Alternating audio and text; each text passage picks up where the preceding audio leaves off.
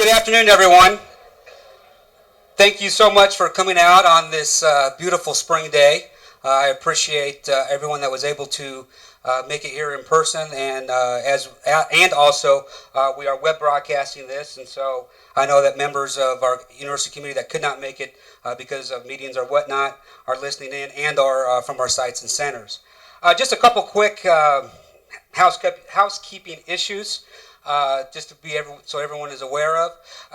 The draft plan and all the appendices will be posted to the website, my website, around 3:30 today.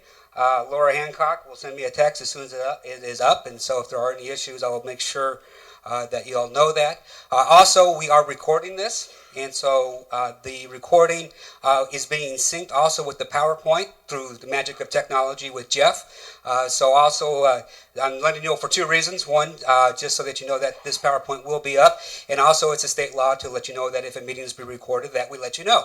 So, state law, we let you know that this is being recorded. Also, and as in the plan itself, and also just as a reminder, we will be receiving formal comments on this draft plan. This is a draft. I want to emphasize that time and time again, that this is a draft plan, and that we'll be receiving formal comments up through June 7th, which is a Friday. Steve and I will, over the weekend of June 7th, 8th, and the 9th and 10th, and into the early of that next week, finalize the plan and have it released as quickly as possible. There are some positions listed in the draft plan in which there are individuals that currently occupy those positions. I want everyone to know that those individuals, as a courtesy to them, were notified that their positions listed in the draft plan earlier today. Lynn Jarofsky, I think, who is here or is off teaching, really talked about that in previous iterations, how people were sitting on pins and needles as we were having this discussion if they were part of the plan or not. I just want to let you know that we have reached out to every one that is in a current position in which their employment may be terminated or reduced.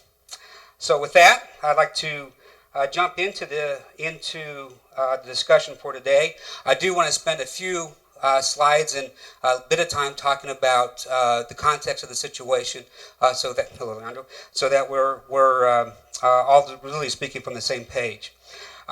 When we started the sustainability plan in June of 2011, we started off with these objectives of how to position EOU to meet the needs of our students, how to make sure that we're able to provide them an exceptional educational experience, how we're able to maintain our identity and the services that we provide for our students. We also wanted to make sure that we were able to meet the demands of the region through an educated workforce, through our efforts in civic engagement, through our educated citizenry for civic reasons, for social reasons, and also to be the cultural hub for our area.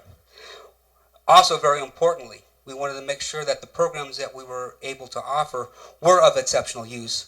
And when I say programs, I'm talking about not only our academic programs, but also all of our service programs that support our academic programs, that we were able to provide financially for them so that they would continue to be able to perform well. As you remember in some of the things in the sustainability plan, there are certain programs that we just could not financially afford. We've been hanging on to them for several years, but they were just lackluster and were not servicing, and so we had to reduce those expenditures. As we looked over the last 2 years or so, and I think again just as a part of a context, over the last 8 years, we have seen substantial enrollment growth.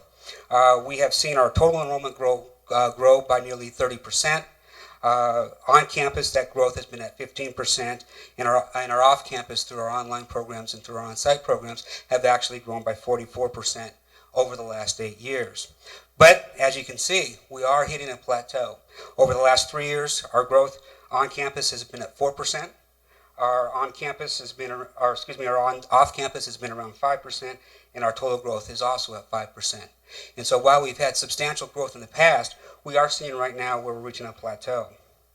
Also, it's very important to look at the mix of our students.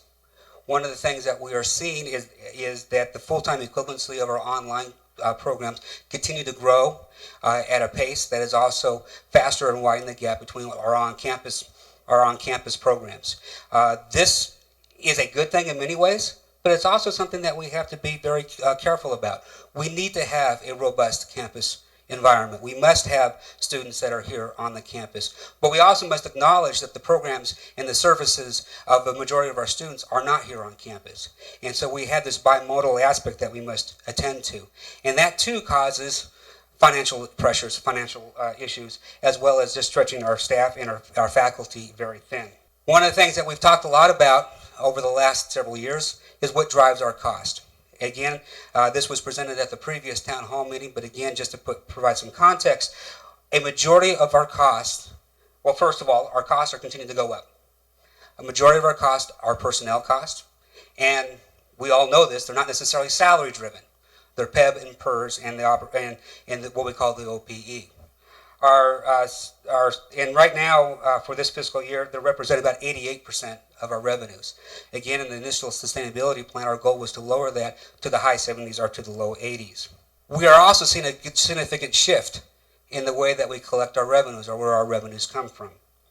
Over the last several years, we have seen a dramatic increase in tuition as a complete revenue or as a total revenue source for us as the state funding continues to decline.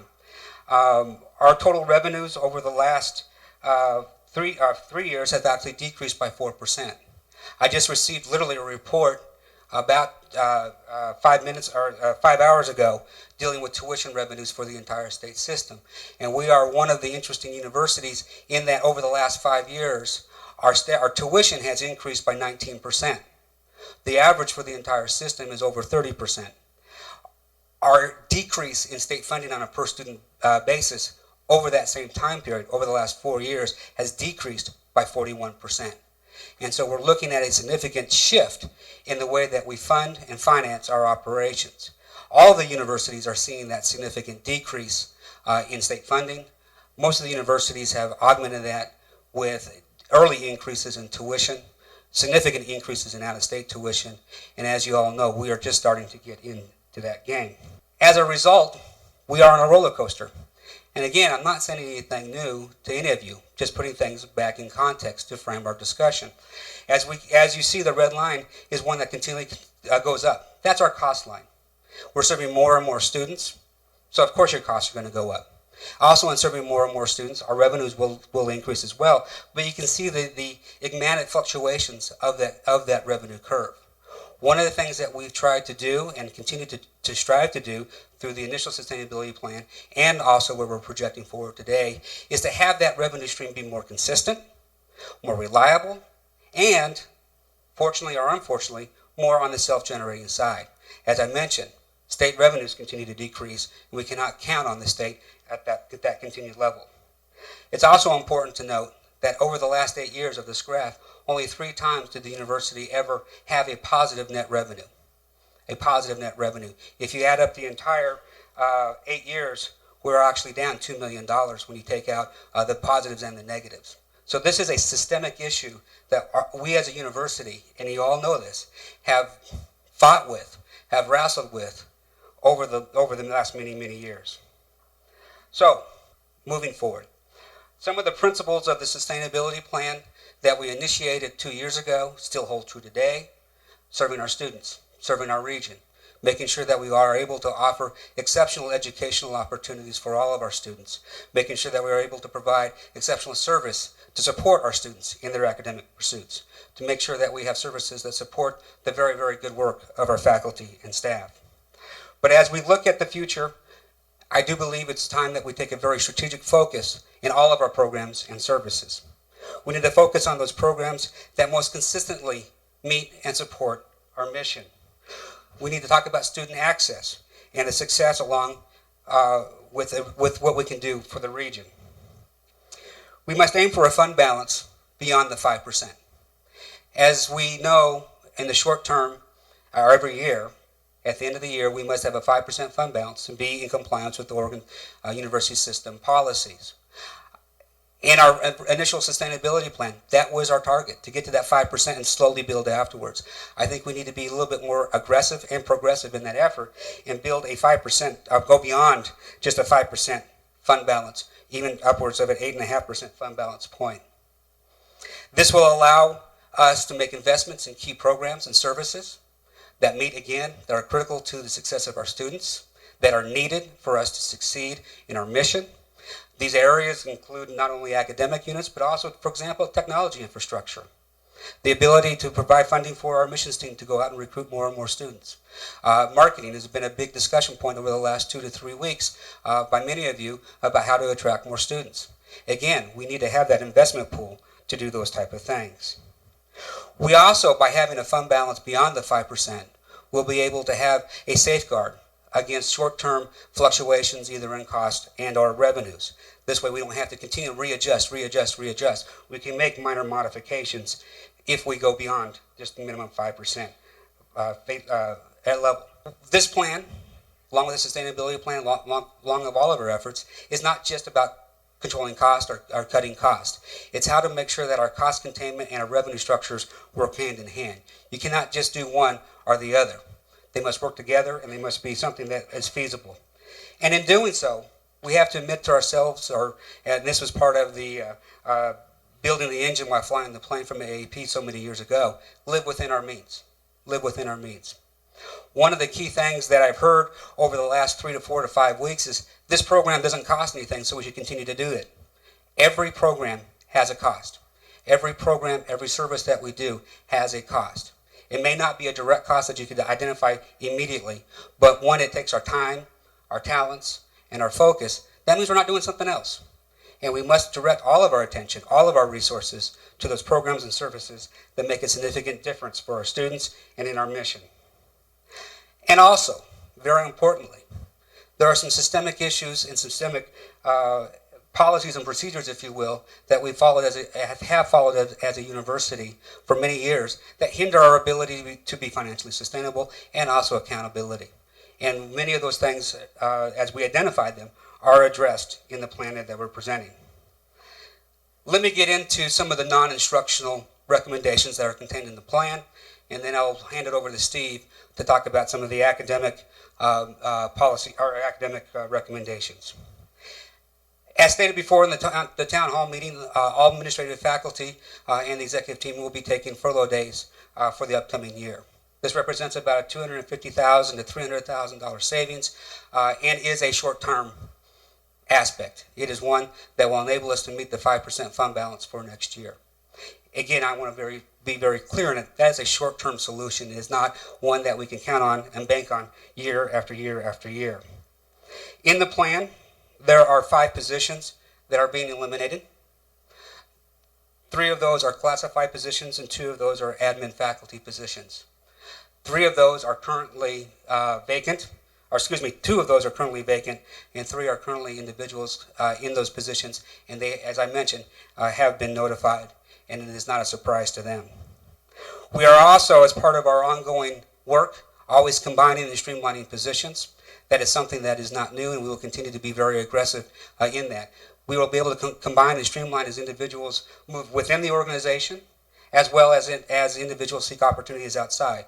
Whenever a position comes open, that's the first thing we do is say, how can we fill this position with current staff? How can we reassign these duties? Are these duties essential to the continued operation of the university? And in doing so, can we do things more efficiently and effectively? We are also maintaining 2 acting / interim positions. Again, this is a short-term savings because those individuals are also filling dual roles.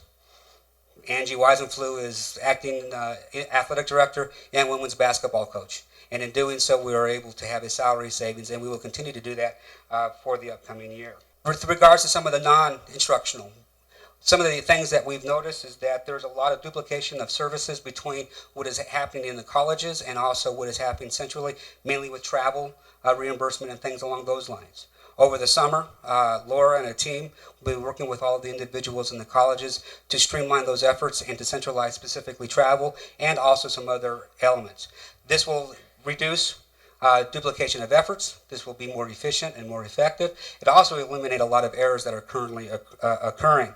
While we cannot put a specific budget number to that, I know that if we were able to take those duties away and do them more efficiently, the individuals, especially in the colleges, will be able to focus in on other areas. A big aspect, again a systemic issue, is the way that we do S&S budgets. from the direct allocation to the monitoring. And one of the things that Laura and I and others have talked about greatly over the last 3 to 4 to 5 weeks is how to significantly change those efforts, how to allocate more appropriately, and then also the monitoring process. And that will, again, change significantly and make it more accountable and also more predictable. One of the key things that we have seen over the last several months is the fluctuations and not knowing how to predict that. And this is something that we're taking on. One of our major expense categories that has exploded over the last year is searches. A lot of people will point to hiring of a search consultant. Search consultants have their due, they have their process. One of the things that we will do is no longer hire search consultants for executive level positions. There is a cost to that, but again, I think that the cost of doing it in-house versus the cost of outsourcing it is in our advantage. But even I almost said outhouse, and I got Karen laughing at me. See, I caught myself though. But even those searches that were done in-house, 2 years ago, the average search was around $4,000 to do it in-house. Over the last year, the searches that were done in-house, the total cost has expanded to nearly $8,000 or $9,000 or $10,000. So one of the things that we will be doing is implementing strict policies and procedures on what will be allowed to be an expense towards a search. And most of those expenditures were passed on to the HR department. It's fun to spend someone else's money. But some of those were also kept in-house, inside the college or inside the unit or whatnot. And so that number may even be a little bit higher. So one of the things that we will be doing is working very aggressively to control our search expenditures. We are in the process of revising our tuition strategies. Right now, we are estimating that we will be able to save over nearly $300,000 in tuition reductions in tuition remissions without impacting student recruitment and or student retention. There's a task force that has looked over this, the tuition remission policies and strategies for a very long time. They have strategically come up with several areas in which we'll be able to reduce that by $300,000. That is a cost savings and also also a revenue addition. Also through this review, there are certain services that we provide free of charge that we will begin charging a convenience fee. Most of these, for example, John's looking at me very quizzically, credit cards. The university spends nearly $100,000, $80,000 last year on credit card fees. Every university, most universities across the United States will charge that back to the student. If they want to use a credit card, they pay a slight fee to cover that cost. We have not done that. We will begin doing that fee. Minimally, that will save us around $80,000 a year. Tuition recommendation. And tuition recommendation goes twofold. One, the actual level of tuition, and also student recruitment through our regional, in our region, as well as out of state. The students' ears just perked up when I mentioned tuition. The recommendation by Brooke, who is part of the tuition committee, is that resident tuition will increase 5% next year. And that is a recommendation that we are going with. That at that level, and I have seen all of the recommendations from all of the universities, unless they've changed them within the last 24 hours, we will still remain the best value, I do not want to say cheapest, best value university in the state system. And that's where we should be. We are of a great value, and it's important that we maintain that pricing advantage. One of the challenges I've mentioned, as the decrease of state funding continues to move forward, that we must be thinking very clearly about our tuition policies and whatnot. I do not want to continue to increase tuition 5% every year. We will be reaching a point of inelasticity very soon, and we must ratchet back especially our resident tuition to the 3% annual increase or something along those lines. Working with the students is extremely helpful because they provide excellent feedback and immediate feedback to the tuition levels. So we will continue with the 5% recommendation this year, and with that is with a overt charge to our admissions team to go out and recruit fine students. Our goal this year is to have 425 first-time freshmen. Right now, the admission team is working on that angle. I've been told by multiple sources that they are probably going to be closer to 450. So they are going to hopefully hit their reach goal. But again, we budget and we look at the 425 mark. We're also looking at between 550 to 600 transfer students. It's too early, way too early to talk about the transfer students. That market begins in a very near future. One of the things that our admissions team has done, and I think it's very important to note, is that they have over in the last month and a half, 2 months, made over 10,000 calls to potential students. These are students that have either inquired about coming to Eastern, have applied but have not quite finished, or they've applied, been admitted, but have not paid their enrollment deposit. It's very aggressive outreach by our admissions team in that effort. One thing that we also must remember is that we have a very strong market share of students from this region attending Eastern Oregon University. I've just received the stats for this freshman class, or excuse me, this year, and over 80% of the students who reside or come from the 12 most eastern counties come here to Eastern. That is something that's very, very important. Just recently, I saw the number of students from LeGrand High School who have applied to an OUS institution. It's slightly north of 50, and 46 of them have applied here at Eastern. So again, we are doing a very good job. Can we do better? Absolutely. We have 80% market share. We need to have 99.9% market share, but they need to continue that focus. At the same time, we need to expand beyond our region. One of the reasons why the University of Oregon is able to withstand a significant decrease in state appropriation and continue to see their fund balance increase is 45% of their students in their freshman class are Oregonians. They charge nearly $28,000 for an out-of-state student. They're able to offset those decreases in the state funding with the number of out-of-state students. Do I ever think that we'll be able to charge $30,000 for out-of-state tuition? No. Right now we're charging 2.1x of in-state rate, and that is an area that we can continue to grow and to see that we can have some margin for increased revenues there. We will still, as I have said with the resident rates, always be providing excellent value. The average in the state system is a 3x model. We should be upwards of a 2.7, 2.6 in that area. Again, providing great value. And our admissions team is doing an excellent job of reaching out to those WUI states and the western states in recruiting. One of the things, and I think I saw Tim Camp come in, is I need to get our athletics teams to start recruiting more Montana and everything else. So Tim, get on the road. Again, those are some areas in which we can grow and see some growth. In terms of tuition, as it says up there, those are already calculated in our projections, and so even though they are mentioned in the update, they are not new revenues. These are revenues that we're already counting on and have already forecasted out. The last thing I want to talk about in terms of non-instructional recommendations is that we will begin to emphasize some of our auxiliary services and changing some of the ways that we operate some of our businesses inside. We have wonderful facilities here, wonderful facilities. We give them away for free. One of the things that we need to start looking at for conferences, events, and services, as we do in the Gilbert Center, is start charging a nominal amount to at least cover our cost, if not make a little bit so we can reinvest in the programs and the services that are offered. And so we will be going through a business plan of that ilk. The Gilbert Center is a good example. A lot of our organizations are now running the Gilbert Center because of what it can provide, and they're not afraid to pay. Again, do I think we need to price ourselves out of the market? No. Is there a value of bringing some of the conferences and services and events on our campus? Absolutely. But we must ask ourselves, at what cost?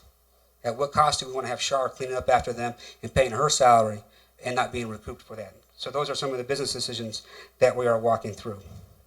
In summary, the budget allocation or the budget shift between revenue sources and cost containment is $1.2 million on non-instructional attributes.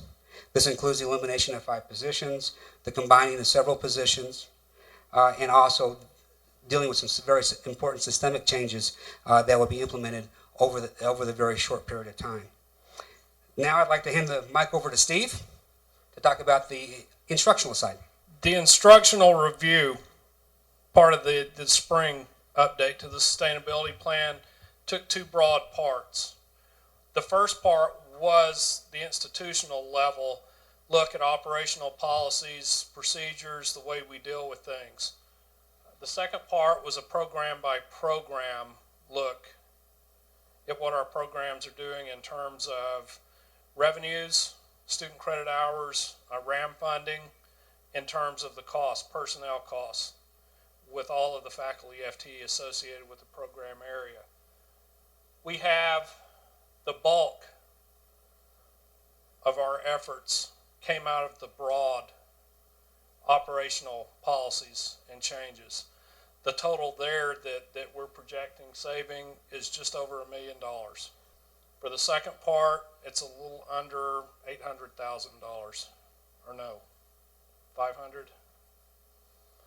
Go ahead. The broad-based instructional review focused on 3 specific areas. Management of low enrolled courses. Many of you know this with conversations we've been having over the past month. Any given term, almost 30% of the courses we offer here have 10 or fewer students in them.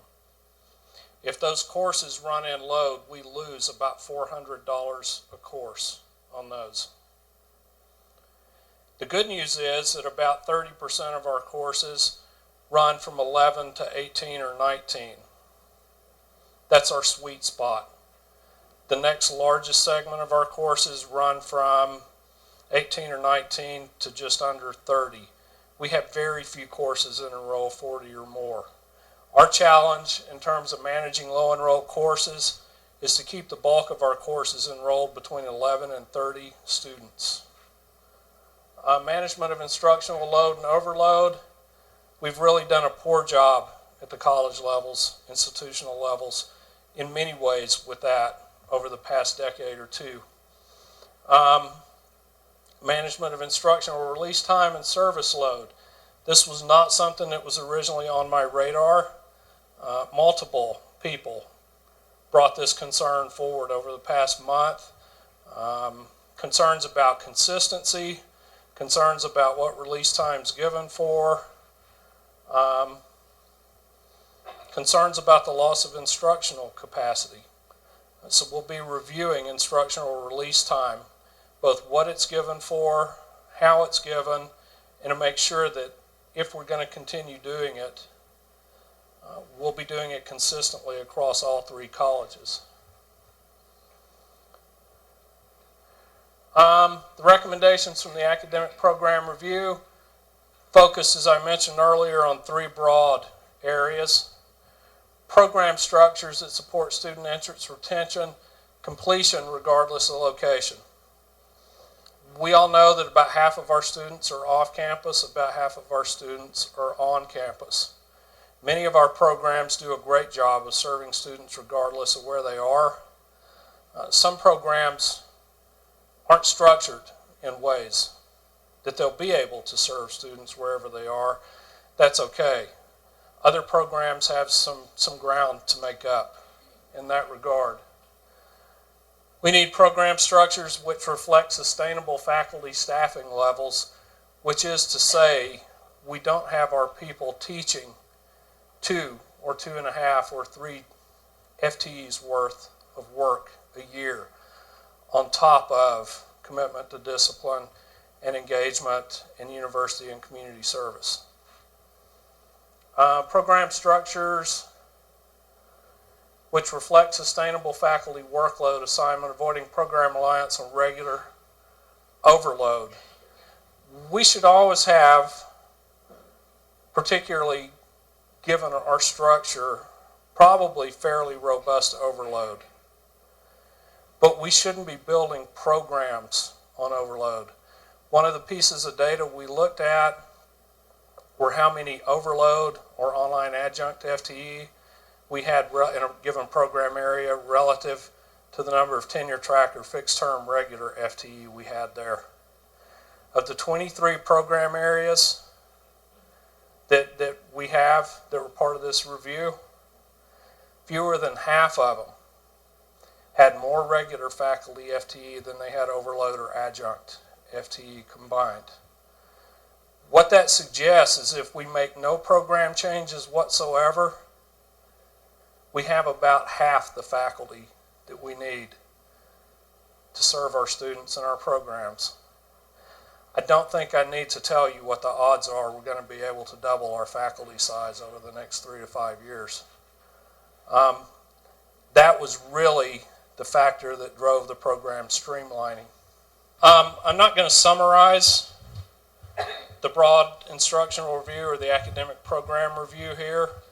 32 single-space pages long is what the draft report is. There are over 200 pages of data in the appendices. Every piece of information and data that I looked at, that Bob looked at, the deans looked at, you have too. I need you to look not just at the recommendations, but at the data itself. Bob talked about this being a draft plan. The recommendations are draft recommendations.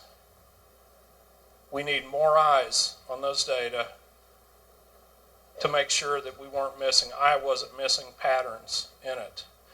Probably the single most important part of the appendices, when you look at those, in Appendix A, the program-specific data files, is the very first sheet in there. And that's the sheet that has all the data definitions on it and the way that all the calculations were performed. Please take the time to look at that so that you understand when the program data sheets and the program draft recommendations refer to those data, what those data actually mean. More importantly, what they don't mean. It was not our intent, nor did we, to set programs against each other. We looked at the programs relative to expectations that would be realistic for similar programs at similar institutions. Next steps. As Steve mentioned, this is a continued discussion, this is a continued dialogue. As you look at the draft plan, as you read the recommendations, take them for what they are, recommendations and draft. They are our best ideas, our best thoughts. Many of them are good, but please feel free to challenge them. That's what we do in academics. So take a look at the draft plan. Read it for what it is. And understand that we need to continue to have this dialogue and these discussions. And as we move forward, to continue to base the decisions and the discussion around the data, around the results, and linking them to our core mission, to our themes, and to our goals. Steve and I, and Laura, and the rest of the executive team will be engaging very robustly with shared governance, with the Budget and Planning Committee, with Faculty Senate, University Council, ASEOU, as well as departments and others that wish to have those group meetings. And of course, we will also be engaging and discussing with the leadership teams of the employee groups, AFEC, as well as AAP and SEIU. Feel free to submit your comments, your suggestions, your ideas to me personally through email, through phone calls, stopping by the office, stopping me as I walk across campus. And there is also if you wish to do it anonymously, you can use the web form located on the President's webpage. You can submit emails anonymously. And I know the same thing goes for Steve and the rest of the executive team. We used the data the best we could. I know everyone's going to look at the data and say, oh, that's not the right data. But that's the data that we have. And we have to make decisions. We have to move forward. This is not a situation where we can punt and kick the can down the road and pretend everything is going to get better next year or the year after the year after. We have to make a final call. And so please submit your formal suggestions, your ideas to us by June the 7th or earlier if possible.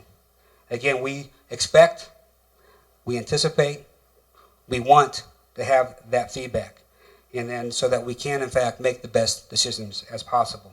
The key points that we try to address in the update of the sustainability plan is two elements: focusing on the short-term needs of the institution, financial and otherwise, cost reductions, revenue increases that we can do immediately, and we are doing those.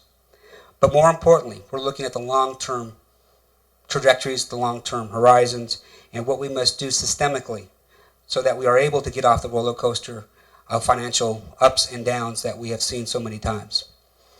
I think one question is are you Don Quixote going against a windmill?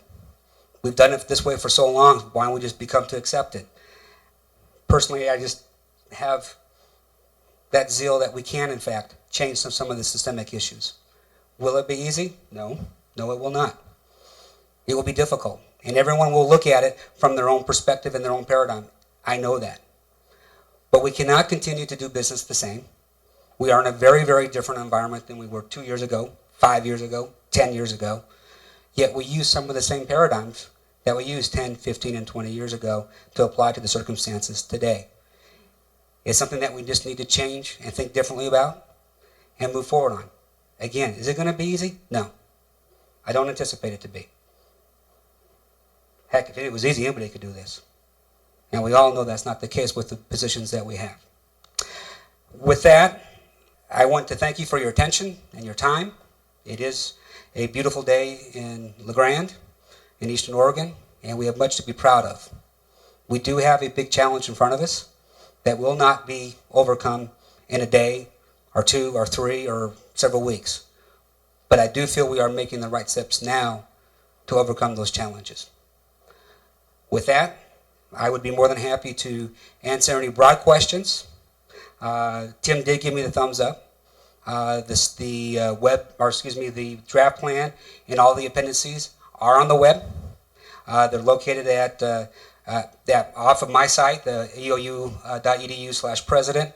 There's a link down at the bottom, and there's also if you do /budget, they are there as well. And as I mentioned earlier, this presentation with this recording linked magically to the PowerPoint presentation, so you could hear it again and again if you can't fall asleep, will be on the web either later tonight or earlier tomorrow. I need to work with Jeff on that process, but we will have this up and running. Again, with that, I would answer any general questions. I will stick around to answer any specific questions you may have at this time. Timmy, yes. Let me, hold on real quick. For the recording, because I probably didn't pick up, the question is about how many majors are being eliminated. No majors are slated for elimination. A couple of majors are being recommended for changes. I think 15 concentrations. The draft recommendation is to reduce those or eliminate them. 2 or 3 minors are slated for elimination or reduction. Thank you. Again, thank you very much for all that you do for Eastern Oregon University and our region. As I said, there are many things to be proud of. We are doing some phenomenal things. So these are difficult times. We will get through them. Thank you very much.